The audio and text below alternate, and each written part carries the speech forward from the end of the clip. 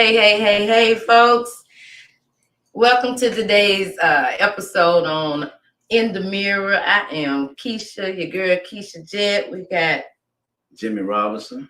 All right, and we in the house today. We just gonna chop it up a little bit about co-parenting. We want to talk to our listeners, to our friends, family, everybody. We want to just discuss the different things that involve co-parenting, getting along and having a cohesive relationship with your partner, especially if you're not together. Right. So, you can talk about the proper way, the improper ways, whichever one we want to start with. There's a proper way to co-parent. A lot of people that exercise in that realm, the children comes out pretty decent, better, no trauma, less trauma than they do when it's a lot of back and forth, arguing, fussing, and name calling and degrading one another, stuff like that. So we have a lot of issues as a man, speaking from a man's perspective, with women just pretty much want to control the child when you're not with the mother. It's like, it's my child. You can get him whenever I feel like it. If I don't feel like it, then you can't see him or you can't have anything to do. But make sure you send the money on time. Don't be late with that. But so it's a lot of that goes on in these communities, in our community, right here in Columbus, Georgia, that I know of. And I'm quite sure it's worldwide as well. But basically a lot is in our community with the bitter baby mama. Right. And we're gonna talk about the deadbeat baby daddy. That's part of it as well. We know that is an issue too. But I can't talk about that because I'm not one of those. But I do have experience, and I've seen the bitter baby mamas as well as I've seen the sorry baby daddies. So, but from a male's perspective, I think it's terrible that we have to deal with that bitter baby mama, to where anytime you don't do what they want, run down the child support, get the white man involved, because that's pretty much what you do when you put someone on the system. You're getting a white man involved, and there you got someone in the middle of your relationship. It's gonna always be they coming at the man full throttle. I mean, he has no. If he don't have any money where he can get legal representation, he's buried. They're gonna bury him. And they still might have to jump through hoops, even with legal representation, depending on the laws and depending on, the things that have contributed to getting to court. Yeah. But the main thing is, and I've seen it, like he said, right here in our community. We got a lot of bitter baby mamas. And you're upset with the dad because 9 times out of 10 it didn't work out or it ended bad with you guys. But that doesn't give you the right to stop him from being a father. He might not was a good man to you, but that he still can be a good father. Right. And they don't come here. These kids don't come here with no book. We don't know, how to raise them. But the main thing is we can't be bashing the other parent to the child, because then you put that child in a bad headspace and you don't know how that affects the child growing up. So, my thing has always been, we got to stop being bitter. I know I was bitter. Yeah, I was mad when I seen, man drive by in an El Camino full of toys for Christmas, but tell me he ain't buying my baby no Christmas toy. So I was mad and I did some stuff, I called him out and acted a fool. But at the end of the day, I realized I can't be bashing him to my child, because that's still his father. That's still his daddy. No matter what he did, no matter, what went on between us, I don't get to shape his opinion. He's going to grow up and get his own opinion anyway. So it's best for us to, just try to figure out a way to co-parent. Now, once he got older, he and his father and I, we were able to co-parent, and it was kind of by accident. Well, I mean, hey, y'all found y'all way, so that's all really. And I say it's by accident because he got tired of me clowning. Yeah. And we finally sat down and said, hey, okay. I mean, it just works so much better when you're able to get along, you know, because it was at times where I was able to get along with my children's mother, and it was just so easy. You know what I'm saying? The kids, you could tell they whole demeanor was more relaxed. A lot of time when them kids had them two parents battling with each other, they feel like they have to choose sides. And that's got to be difficult for them. You know, I never had to go through that as a kid. You know, I always had my dad and my mom. I never had to deal with step parent or mother or father, anything. So I don't have no relation to, I can't relate to that at all. But I've been on the other side where having to split my time up into 3 different houses. Wow. And it's very difficult to do it, even if you have a cooperating parent. But it's extremely difficult if it's drama. You know, every time you go around, it's just constant drama.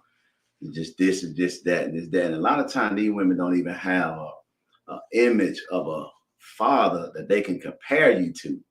Right. So it's like, who, how am I a deadbeat? How you viewing me as a dad or as a father to my kid? First of all, I'm not your dad. That's right. Second of all, what man in your life that you had that you compare me to in the first place? Right. So I think with a lot of women, they go wrong, that they have a figment of an imagination of a man that they have concluded in their mind to that's the way they see how it should be. But that's a fantasy. That guy don't even exist. Well, I can say this now, because my mom and my dad got divorced when I was like 2. But I had a beautiful stepmother and I had a great stepdaddy. So they still were able to co-parent. And I saw that, like, even when my dad wasn't getting along with my mom, he would still show up at my bus stop every on his off day. He would still come to my school. He would always be available for me, even when I knew that they were into it and, couldn't get along or whatever. But so that was a short time. Even with all of that, you still was bitter? I did become bitter. I was rolling out here with knuckleheads.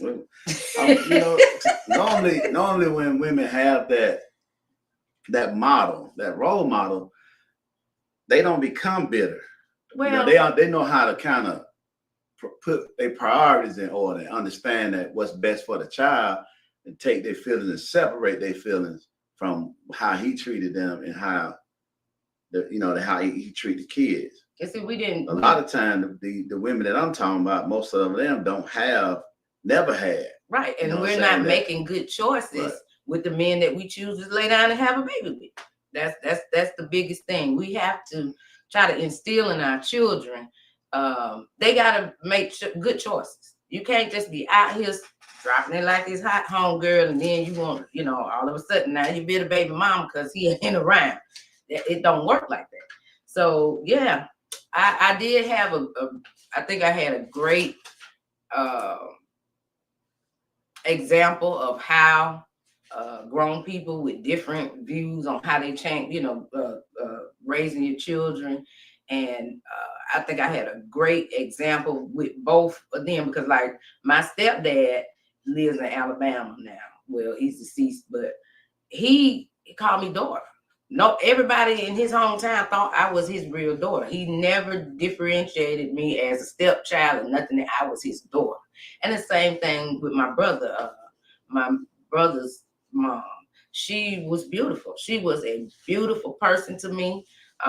They all, again, were able to co-parent. So I was able to see that, but I grew up,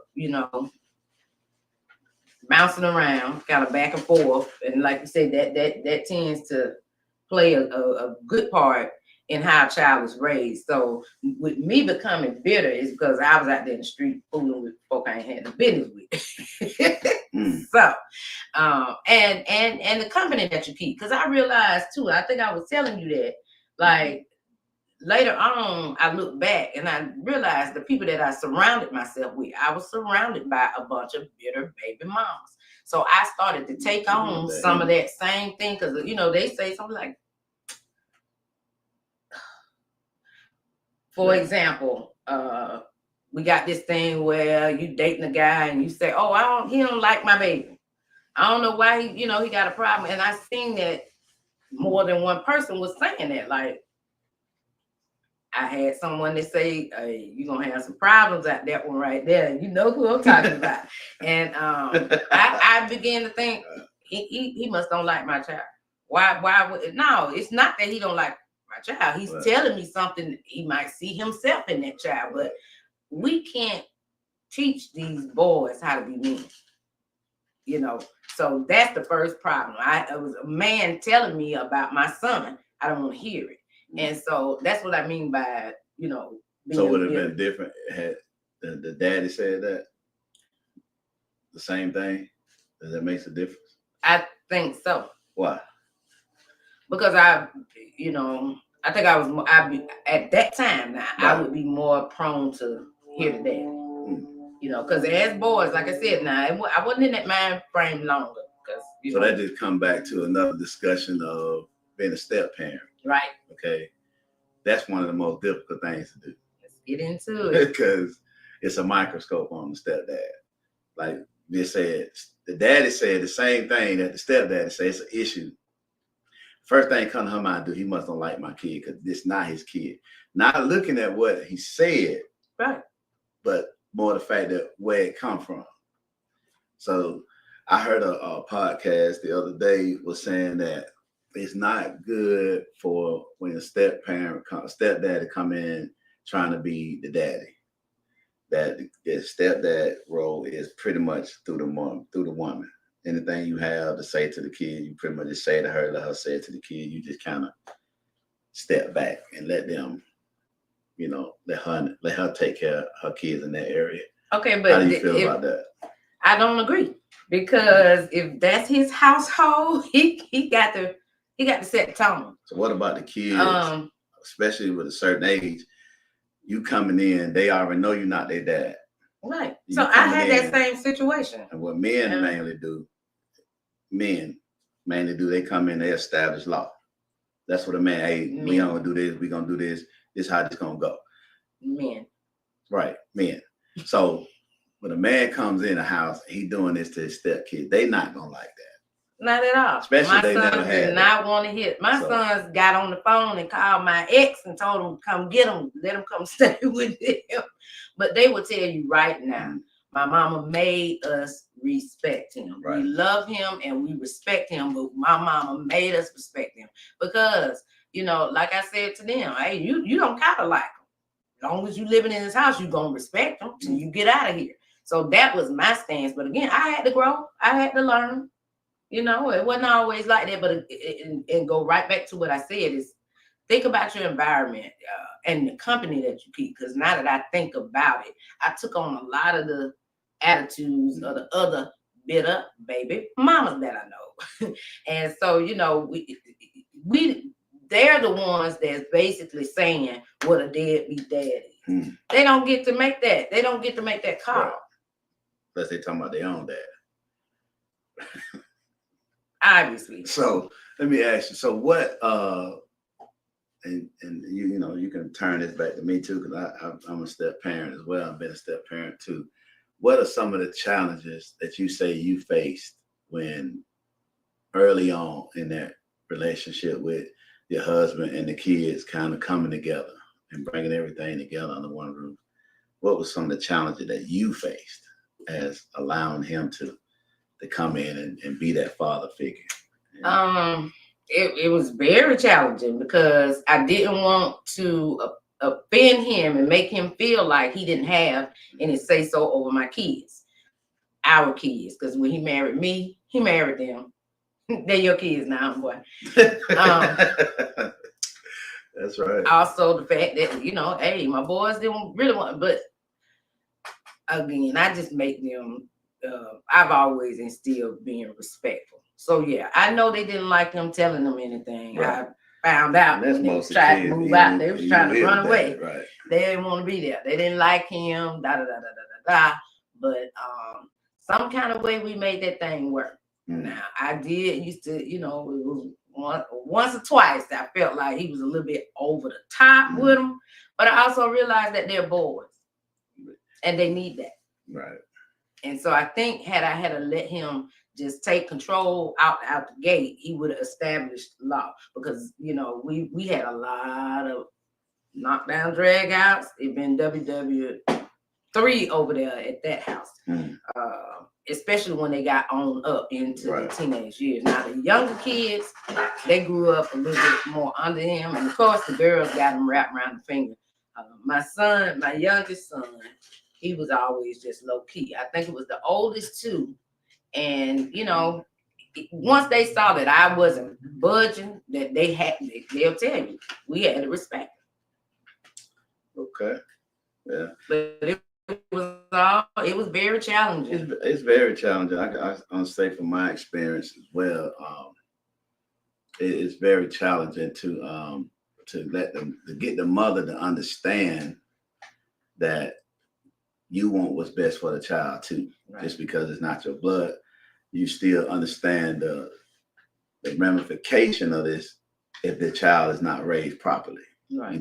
It's like you know what you're gonna be dealing with if you don't instill in them accountability and responsibility. Right. And if they come up without those two things in their life, then you're gonna probably be taking care of them, or somebody gonna be taking care of them well up into their adult years. So it is very difficult when you're doing it from a man's perspective when the kids are a certain age, when you come in and they already kind of set in their ways, and they got their bad habits and got their mama wrapped around their fingers. Got their mama. Don't be saying that to my baby. And sometimes their mama feel like she has to be the mama and the daddy. I don't know why we feel like that's a good thing to do, but we just feel like we have to. We're playing multiple roles. We can't be the daddy. You ain't playing multiple roles. But if we're doing it by ourselves, like as a single mom, play one role though. Okay. I get it. I get what you're saying, but that's tough. In our heads, we're doing what a mama and a daddy should do. So that's why y'all take on things that you ought not to take on. Just like the first woman that came into this earth. You take on things you ought not to take on. I see you looking at me like what she did? Take on that tree? She told Adam to come. She took on something that wasn't supposed to be taken on. I mean, because she asphyxiated her head. That's what she wanted to do. But in the logic of it all, that it's still, like I say all the time, it wasn't really concealed until Adam done it himself. She got tricked. I mean, that's how it be when you live in a superficial world in your head. You're easy to be tricked, manipulated, or was she tricked, or did she trick herself? That's something we probably wouldn't know. We wasn't there, but we didn't know what happened. Huh? My granddad said she was a long guy. She was a long guy. He was a long guy. He had to show us something. Hey, girl, you got the thing. You can do tricks with that. She was long eyed. You know what I'm saying? So, hey. Adam, let me show you this trick right here. He said, got it. He went right on in there like, yeah. Knowing God had told him not to do it. It's some exotic fruit. Practice out. Yeah. She was naked too. So, she, what I'm saying? They were naked because when they got back, they were like, we need a clothes on. God was like, y'all know y'all naked. Y'all born like this, so why you know you naked? So we know what went on. That fruit. And we know a little something about what went on. But I just say, back to the subject. But women tend to think of things in their mind and think that they can take on roles that they ain't supposed to. No, we do because we have to. You don't have to be a dad. You can't. Just be a mama. Just be the mama. Right. Don't be talking about you the mama and the daddy because you're not. You never can be. You can't do that. What you're gonna do is overcompensate in one area and then throw the child balance and completely be slacking in another area. Right. Just be a mama. Just be the woman that you was created to be. Raise the kid, keep them accountable, and make sure they understand responsibility. That's all you got to do, because once you get those two things intact, they're gonna become a responsible, accountable man. You can't teach them how to be a man because you're not a man, but you can teach them accountability and responsibility. Okay. You don't have to be a man to do that. And it's not simple, but it is simple. Taking on that role of trying to be the dad and telling yourself you got to be the mom and the daddy, you're doing them exhausting yourself because you can't be the mom and the dad.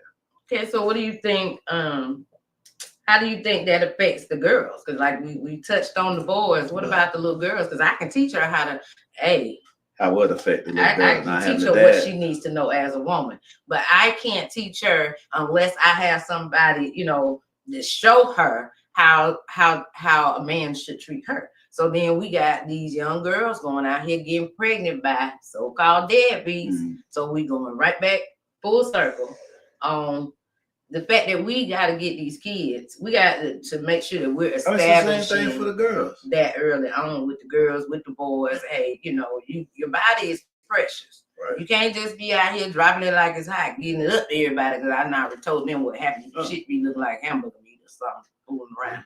But it's the same thing for the girls. I mean, it's nothing different. If you're a single mother, you can do the same thing for your daughter. You teach them responsibility. Okay, and but they're still missing that dad. If they're missing the dad, that's a void. That's a void that you can't replace it. Right. You see what I'm saying? No matter how you try to overcompensate for it, you can't. You can't replace it. That's just the way God designed us. That we supposed to do it together.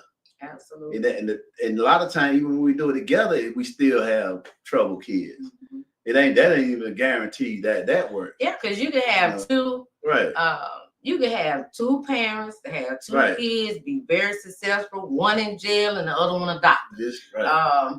I know my youngest son, when he got pregnant, I say he got pregnant because he got pregnant too, because he was 50-50 on that, right? Mm-hmm. Nah. He said, Mom, I'm going in the military so I can take care of my child. Would you be able to? And so he said, I don't want to be here 5 or 6 years later. Okay. Like my brothers, I gotta make something happen. Right. So we also, you can take that, you can take these bad examples and know what not to do.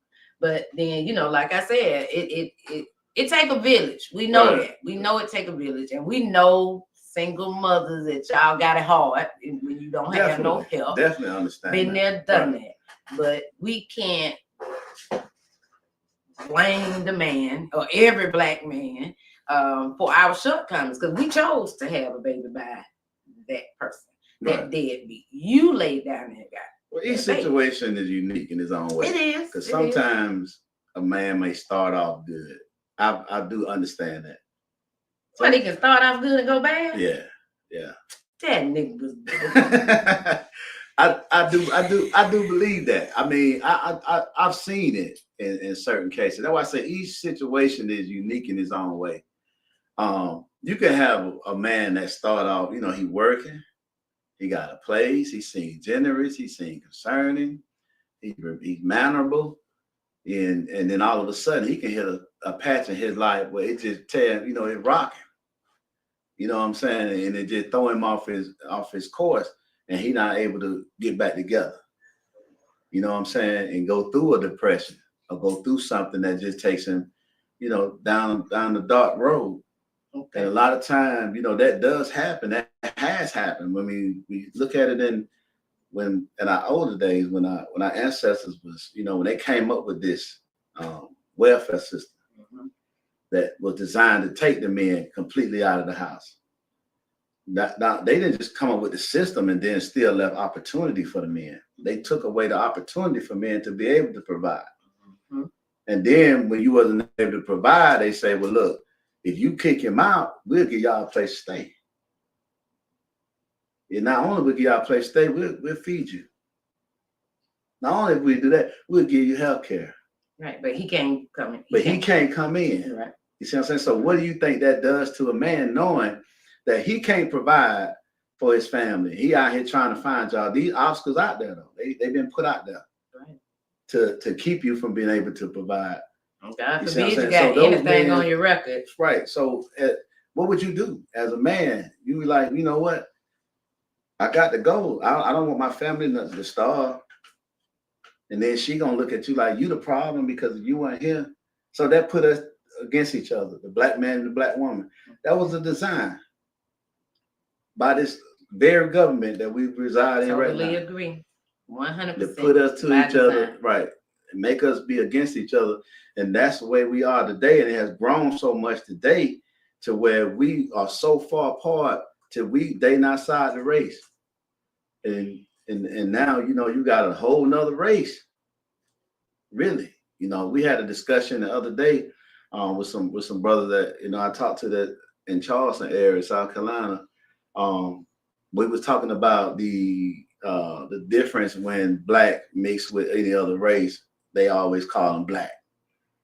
But I'm like, you can't leave out the other race because you're not completely African American unless you have two African American parents. But they just take one drop. But you can't. Black blood and you're black. You can't. I can't agree with that.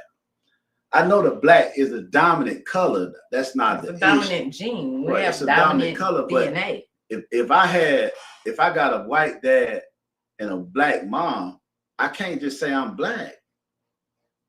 True. I'm what they call it? Interracial, Interracial. I'm biracial. I'm not just black because I have a black, because we got black in my genes and I have a white. That's just like you can't mix a rock roller in a pit and call it a pit.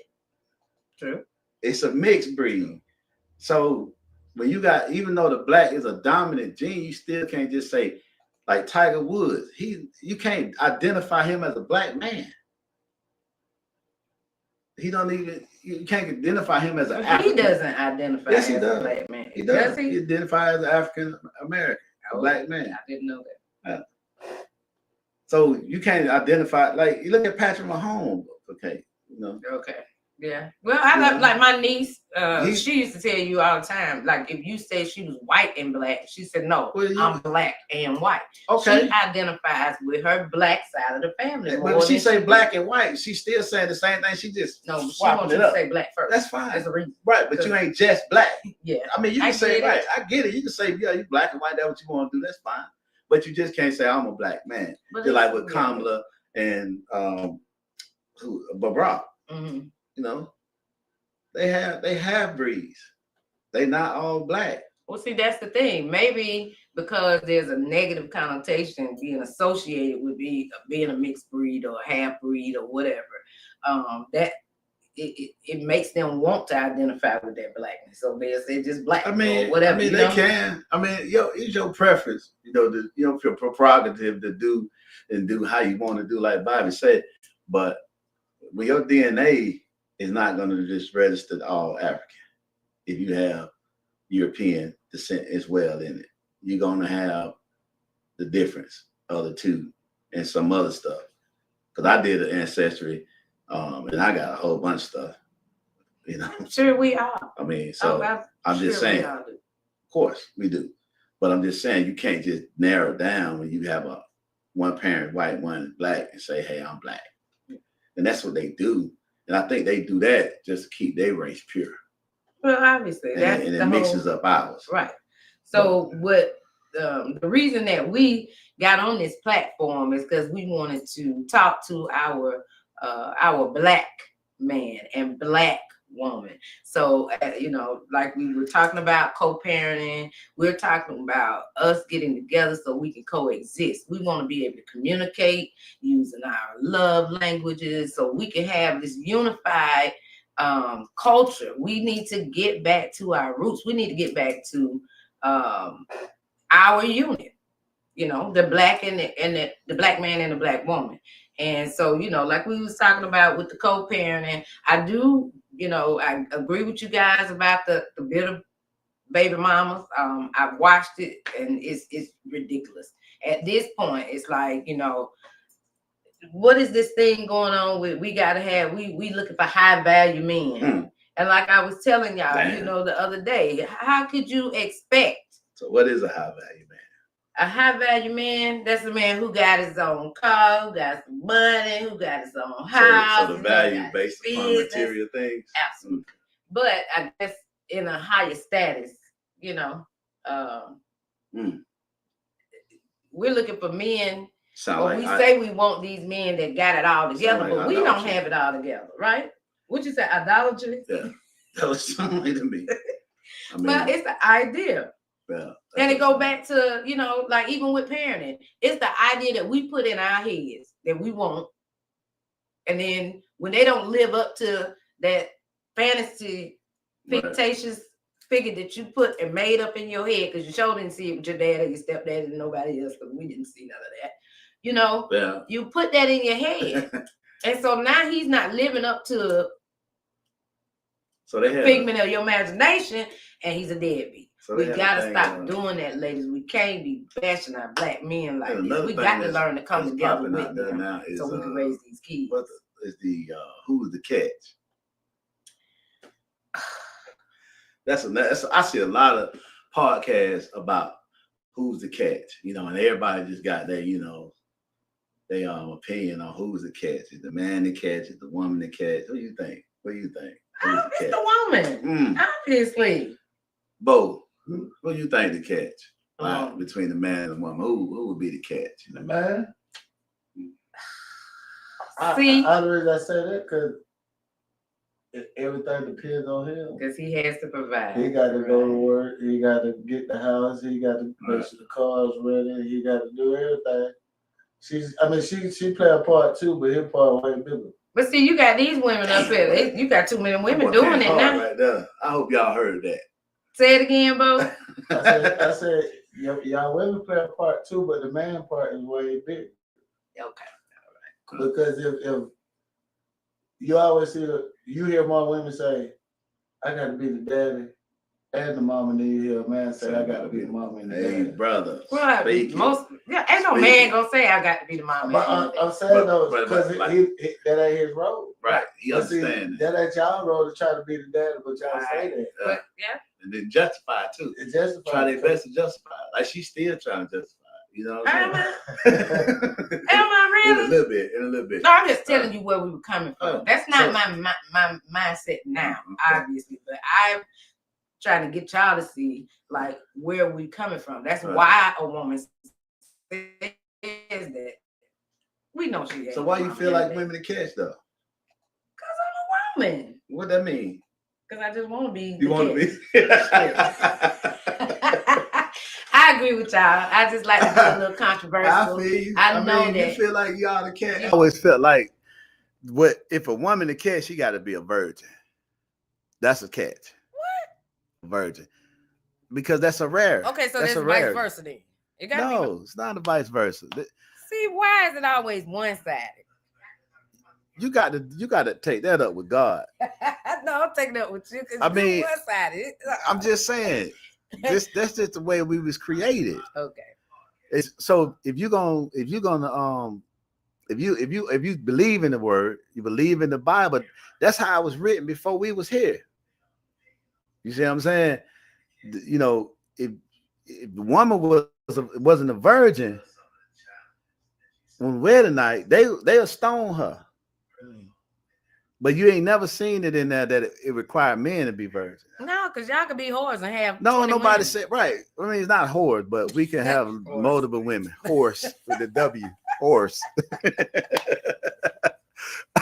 But right. I mean, that's how we see it in the word. That's how we see it.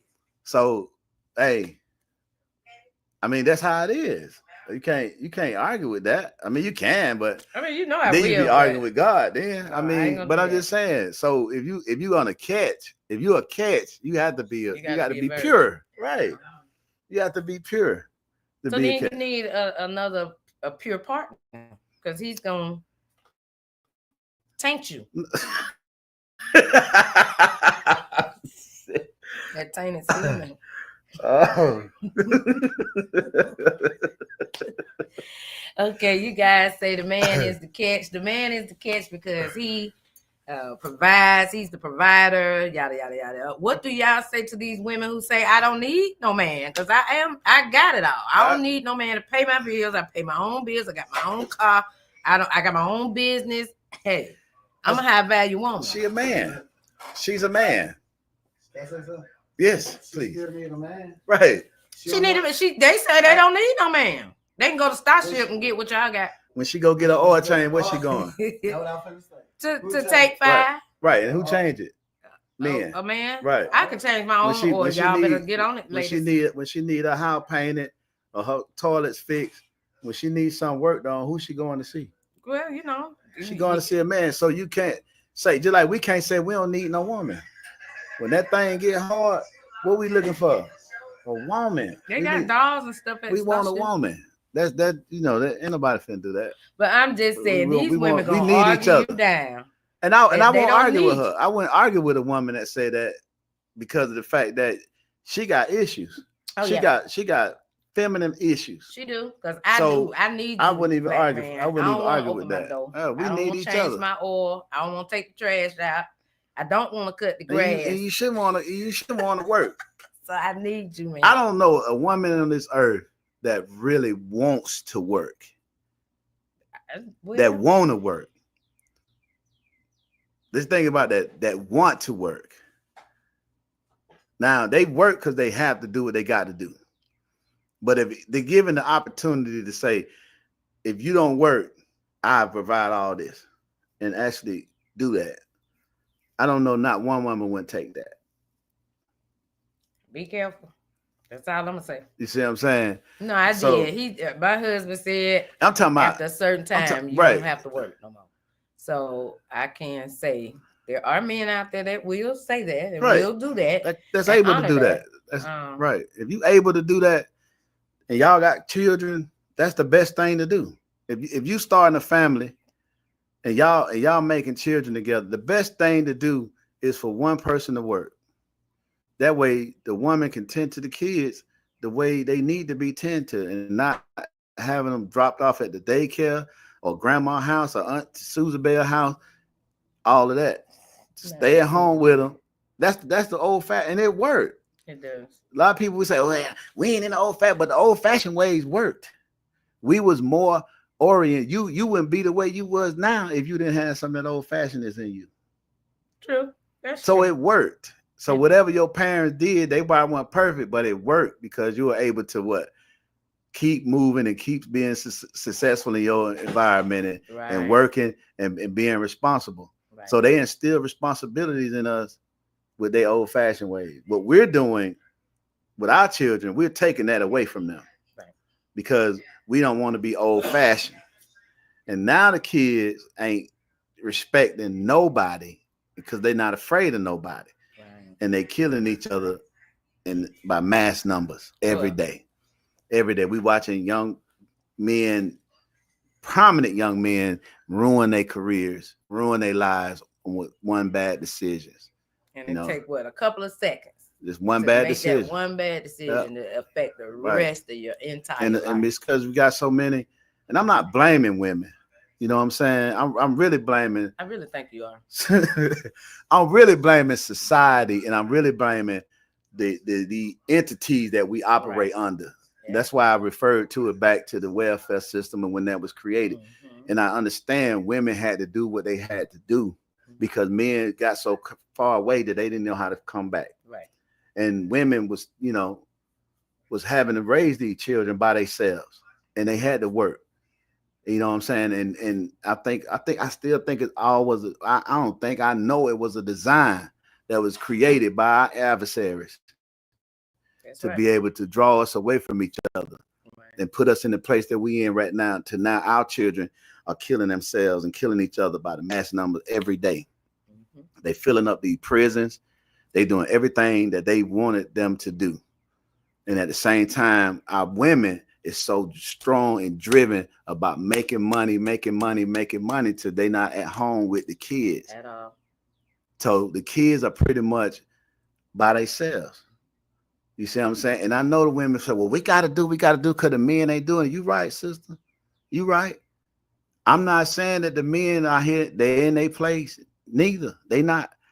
I know a lot of men that's in their 50s and some of them in their 60s are so immature. Right. They still haven't matured to be men. Dinosaurs, they throw temper tantrums like little boys when they don't get their way. You know what I'm saying? Right. and a jersey. They don't understand what it is to be a man. And one thing about being a man sacrifice every day. And a lot of them don't have that sacrificial mentality. They just not. They very selfish, self-centered. They spoil. They want it their way. If they can't get it their way, they will throw temper tantrums like little boys. So I get it. I understand that. So it's not the ship being blamed to no one. We both of us, men and women, play a role on all this stuff that we got going on within each other in our race, right, and in our group, in our community. So we got only identify one at a time. That's right. You know what I'm saying? That's right. But we can always understand that it starts at home. It definitely starts at home. I didn't get it right, but I think I even shared with you about how proud I am of how my children, my son and my daughter, they have wonderful relationships. They co-parent, and it's amazing. I even told my son the other week, I was like, I'm just so proud of y'all.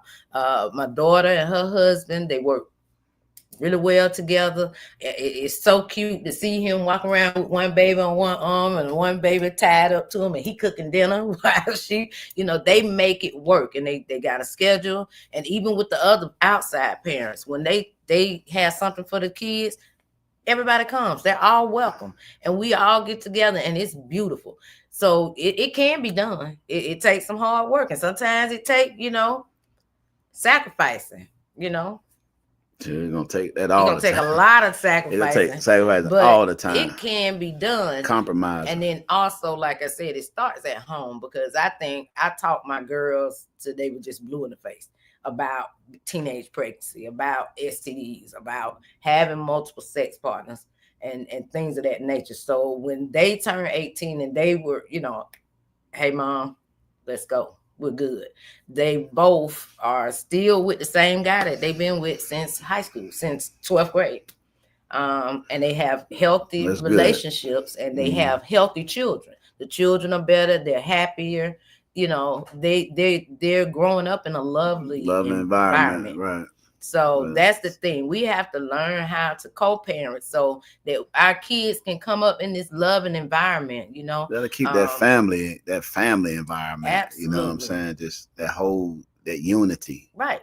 And if you see mommy and daddy getting along, even though mommy got uncle stepdaddy.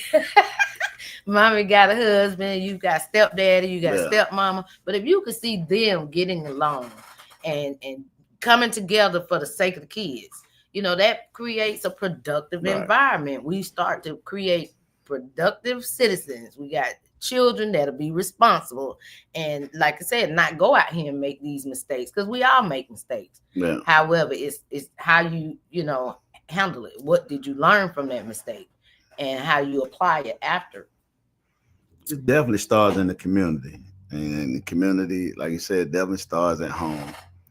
I mean, we are responsible for our own community, and we look to the politicians and the people that we put in office to make a change. And the only thing they're gonna do is build more prisons. That's how they see it. They solution is put them in jail, lock them up, stricter laws. That's all you hear. And a lot of time I see a lot of people, they applaud that, but that's not the answer, because no race on this planet has endured what we have endured. No race. So when you always talking about, well, I wish black folk was like these folks and how they get together, they ain't went through what we've been through as a race, and we've never got any kind of counseling or anything for what we've been through. We just had to pick it up, like you always say, by our bootstraps and keep it moving. But like Martin Luther King said, how you can tell a bootless man to pick up his bootstraps. Right.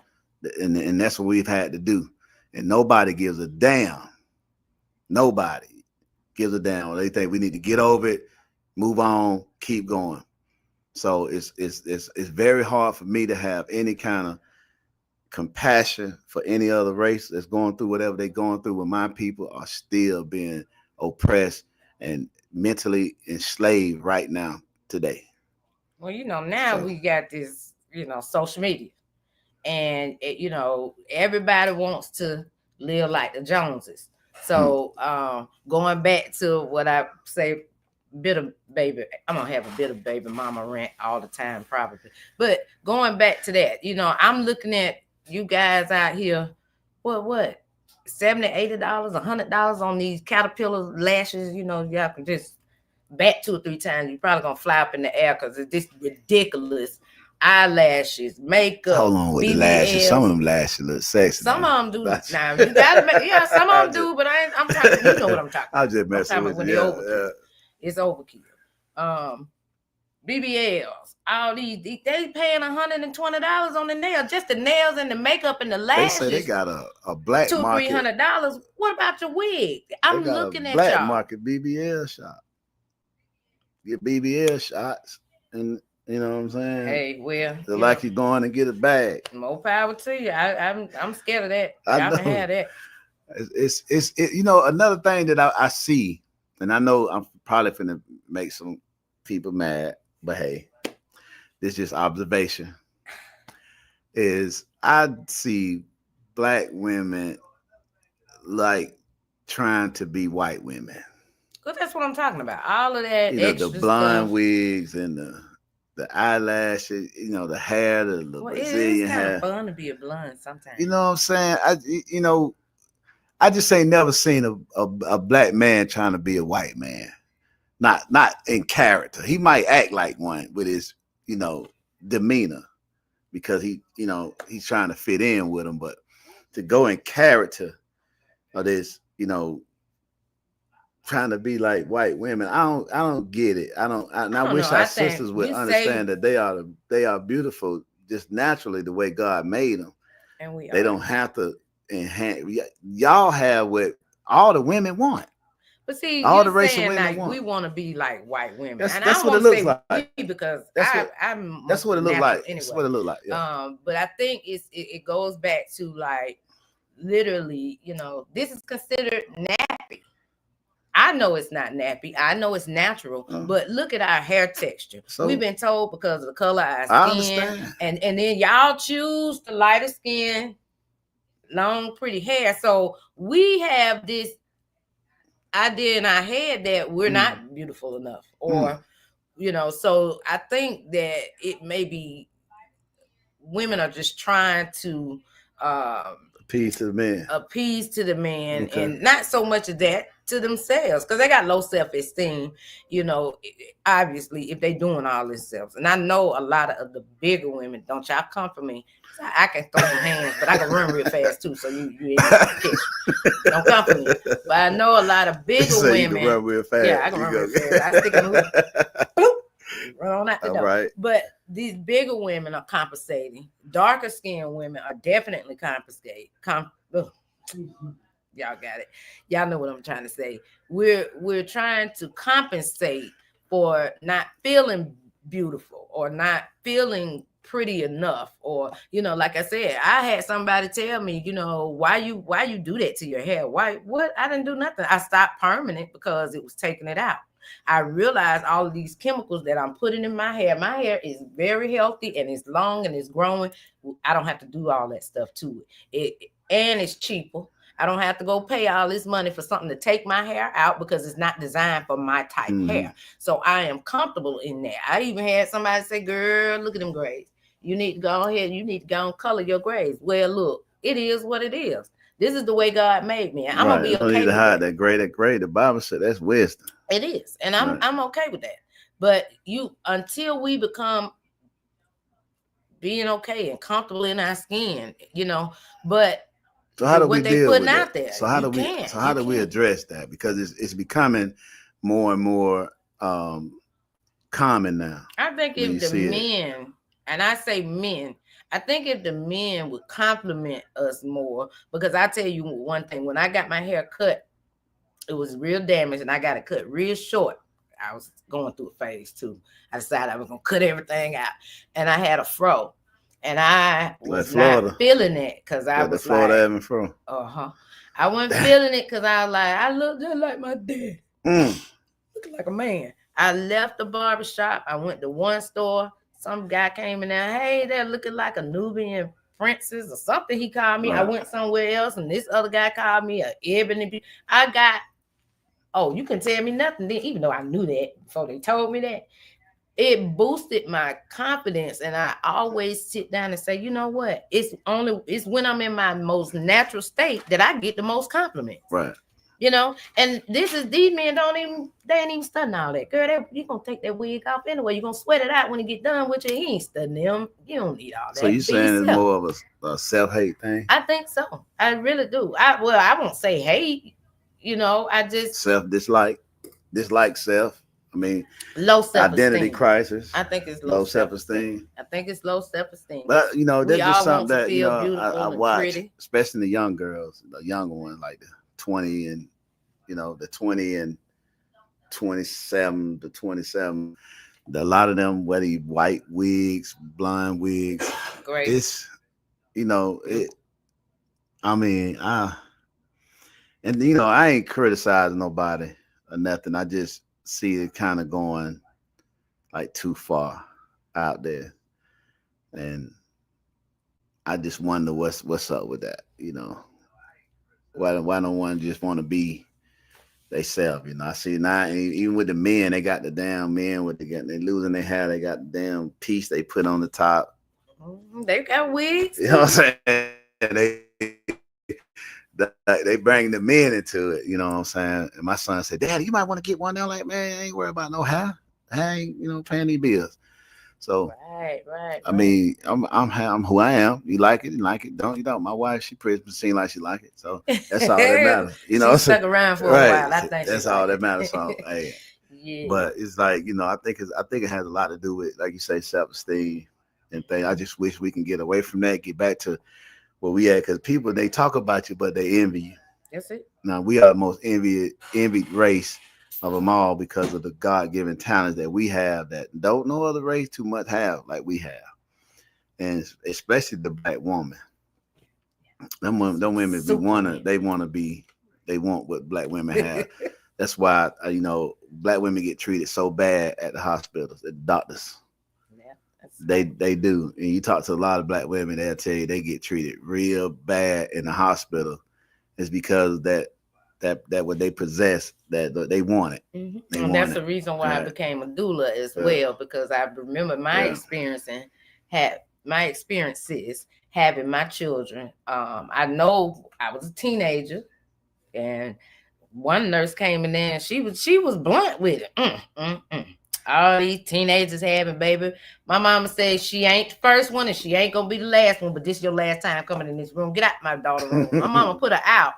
But even when I had my last baby, I called my aunt up to come get the kids because I knew I was in labor. And she say, come on, let me take you to the hospital. I said, no, you just get the kids. I'm good. I ain't going up there to be uncomfortable. I already know they're not going to give me no ice. They're going to come in there every 5 minutes. I'm just not going to be comfortable. Right. I'll stay here. And I literally stayed there. If I had known that I could have just sat right there at my house and delivered my baby myself, I would have. But fast forward to when she had her baby, she literally she argued me down, cussed me and everybody else out. She told them they wasn't going to cut her, let her body do what it was supposed to do. She wouldn't let them induce her baby. They tried to scare her, saying the baby had lost weight, it wasn't growing, it was going to be born. My daughter was adamant about it. And after she had her baby, the baby came out way bigger than what they said it was, and it was just a farce.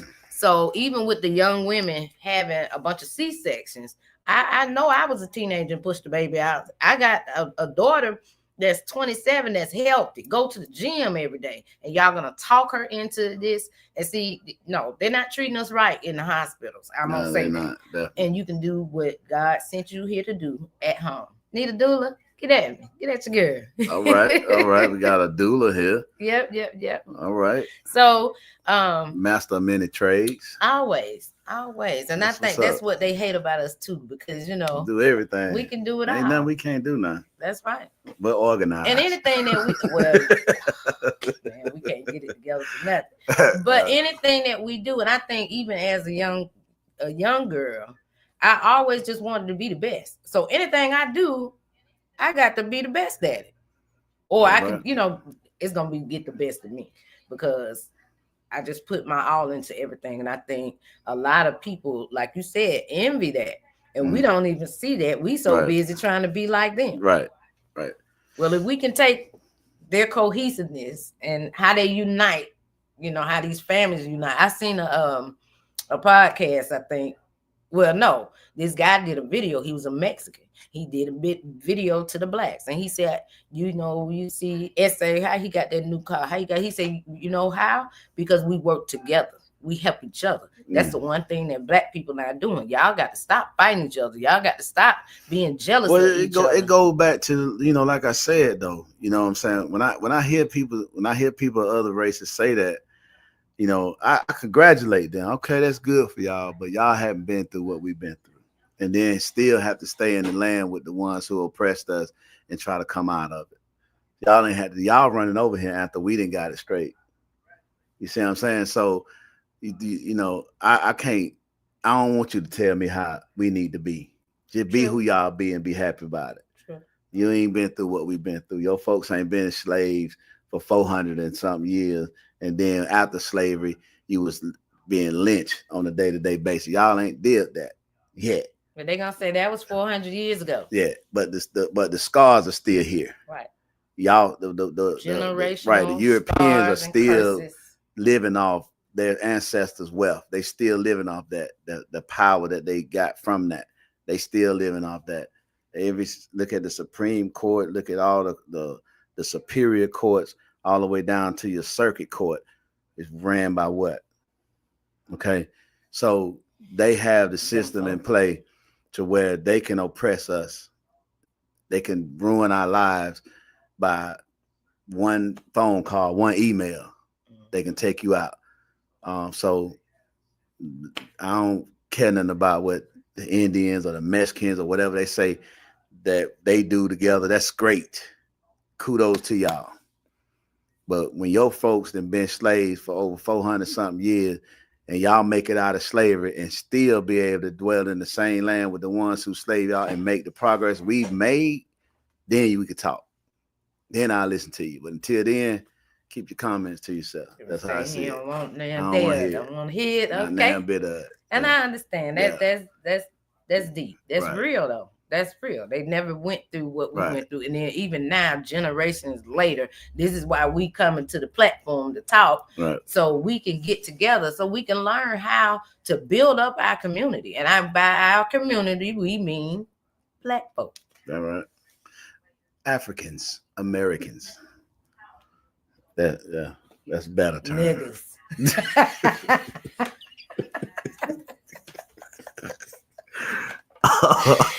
All right.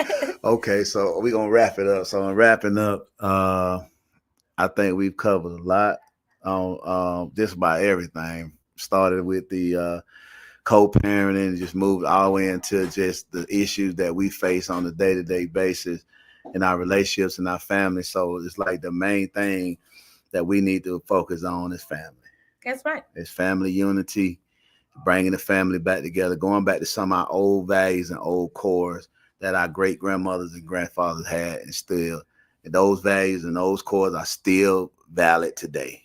They still can work today. All this new modern stuff with all this stuff, it didn't do nothing but pulling us apart, bringing us to war with each other. And at the same time, they picking us off while we fighting with each other. That's it. And so we have to learn how to come together and become more of a unit and operate as a unit and play our roles. Men got to step it up. It starts with the men. I always say if we the catch, then that means we the trendsetter. We set the tone. So men also need to get their shit together. Get your word, whatever you believe in, brother, whatever gonna make you a better man. I'm whatever, you know what I'm saying? I'm not never no one to tell nobody what to believe in. I mean, whatever religion that you believe in, whatever word that you believe, you got to have something though. You got to have something to hold you accountable, something to hold you in check. It ain't just about what you think and how you feel. We all have something that we have to have as a guideline. And every job you go through has a policy book. And in some jobs, you spend a week in orientation learning how to operate up in here. And if you violate these rules, you get to be on the unemployment line. Right. That's how life is all like. We have a guide to life. And when you violate those guidelines, hey, you got consequences, so whichever it may be. That's for God to determine that. But we got to get ourselves together as men in the communities and straighten up. That's right. That's right. And women, you know, like we seen on our little video, grandma said, y'all ain't shit no more. It used to be the men, but she said now the women ain't shit. So we got to get it together. We got to get up out our feelings. We can't keep sitting around here, woe is me, with the pity party, blaming somebody, and stop trying to live like the Joneses, you know, and stop expecting that man that you made up in your head, you know, out of your baby father, or, you know, out of your spouse, out of your partner.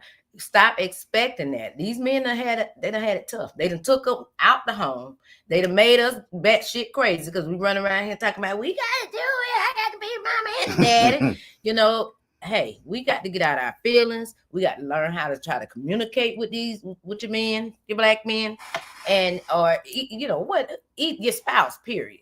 But we got to learn how to communicate, and in communicating, we have to learn how to, what we say, Jimmy, we got to listen to understand, not just reply. Respond. Right.